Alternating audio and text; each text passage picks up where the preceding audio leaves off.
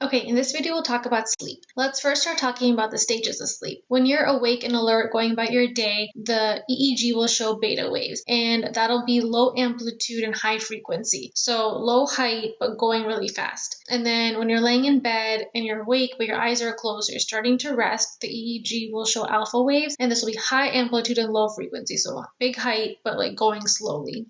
And then we enter stages 1 and 2. Tests like to ask about what you'll find on EEG for end stage 2, and that's sleep spindles and K complexes. Once we get to stage N3, this is when night terrors occur, and the EEG will show a delta wave. So night terrors are when kids wake up and they'll be screaming and crying, they'll be inconsolable. Parents will try to wake them up or try to calm them down, but they don't wake up and they just fall right back asleep. So the next morning, parents will be like, hey, what were you dreaming about? You were really scared or you were crying. And the kids will be like, I don't know what you're talking about. I don't remember. During REM sleep is when you have nightmares and dreams that you actually wake up and you're like, oh man, what was that? And you're scared and you remember it. So my mnemonic is that you remember your nightmare because it happens during REM sleep. And the other thing that they like talking about is the EEG during REM is also beta waves. So it looks like you're awake, but you're actually asleep. Also during REM sleep, you can have REM sleep behavior disorder. And that's when you can reenact your dreams because you have lack of muscle atonia during REM. So for example, if you're running in your dream, you could be moving your legs. If you're fighting someone in your dream, you could be moving your arms. Let's talk about narcolepsy next. So to diagnose narcolepsy, you can do a polysomnography, and you can also do CSF analysis,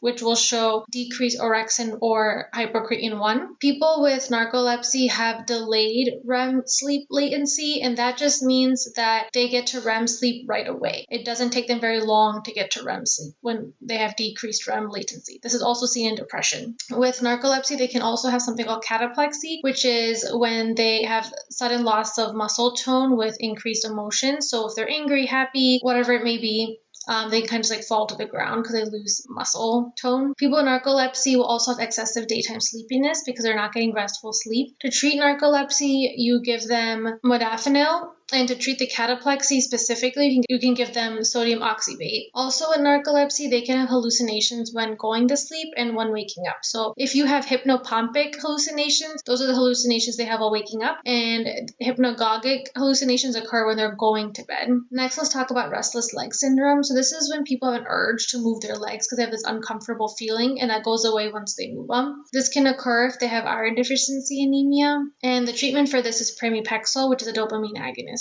So your circadian rhythm is controlled by the suprachiasmatic nucleus in the hypothalamus. Some disorders coming off the circadian rhythm, for example, are delayed phase sleep disorder. And for this, I always think of college kids who go to bed anywhere between maybe midnight, 1, 2 a.m. in the morning, and then they'll wake up 9, 10 in the morning. They have preserved duration of sleep and they're getting good quality of sleep. It's just delayed.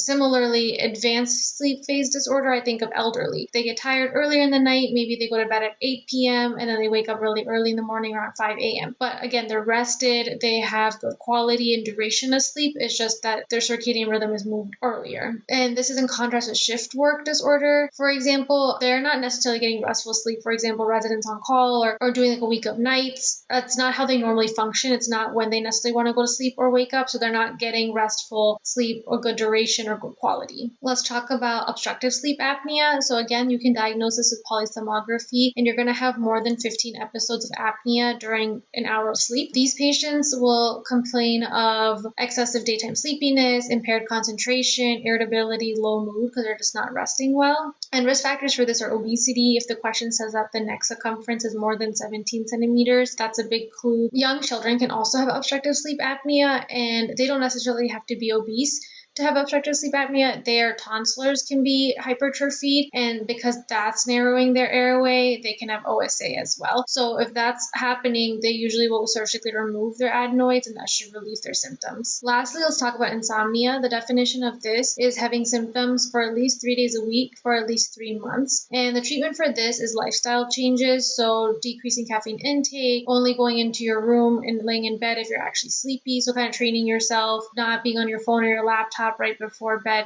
anything that stimulates your brain basically.